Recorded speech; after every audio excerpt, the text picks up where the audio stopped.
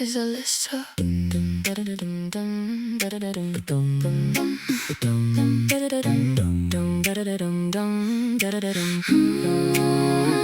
You let me set the scene for Jenny Greengrass and the man Steve Taylor. They dipped off for the weekend, ultimate lifesaver. To Eden Lake they drove, a remote English haven. Steve ranting about the local youth, the lack of good raising. He criticized the parenting, the classic adult critique. Never thought his words would echo in a horror unique. The peaceful vibe got shattered, disrupted by your crew, a gang of rowdy teens led by a psychopath. Bred a few. Next morning their supplies were tainted, infested by bugs. A clear sign of the youth's malice beneath the nature rug. Steve told the waitress the story, describing the bad boy. She snapped back defensive, said the kids ain't no noise. Later Steve snuck to a house thinking the teens resided. Busted out quick when John and Surly owner glided. Back at the lake, the Jeep and all the gear was stolen. Walking back to town, a new level of fear was unfolding. Brett drove the stolen vehicle, almost hit the pair. They tracked the gang in the woods, the tension filled the air. Steve threatened the crew, the knives started appearing. In the tussle, Brett's dog, I stabbed, his rage was nearing. They tried to flee in the Jeep, the gang caused a crash so violent. Steve was trapped in the wreck while Jenny went silent. She fled while he was captured,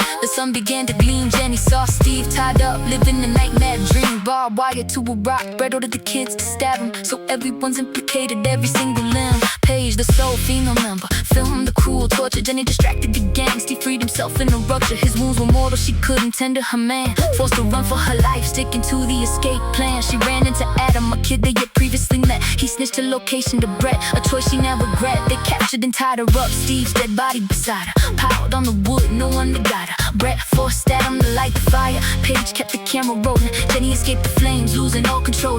Furious Brett necklaced Adam in brutal retaliation. Meanwhile Jenny accidentally killed Cooper, a young relation. He was trying to help her, a reluctant minor. Brett found Cooper's body, his fury was much finer. He beat another gang member, a lethal pound. Paige booked it in terror, the sounds were surrounded. Jenny hit the main road, flagged the driver, a glimmer of hope. But the driver was Cooper's brother, sliding down the wrong slope. She jacked his van, sped away, a reckless pursuit, running over Paige in the street. Now the list of dead was newer.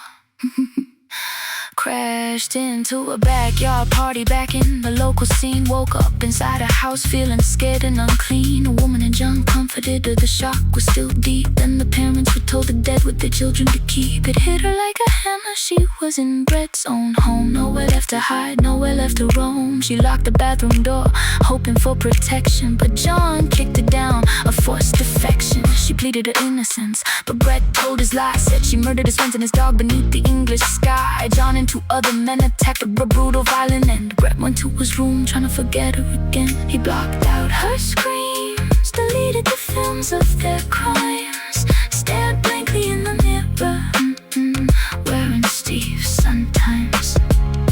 A psycho with no remorse, the nightmare complete, innocence destroyed, a bitter, tragic defeat.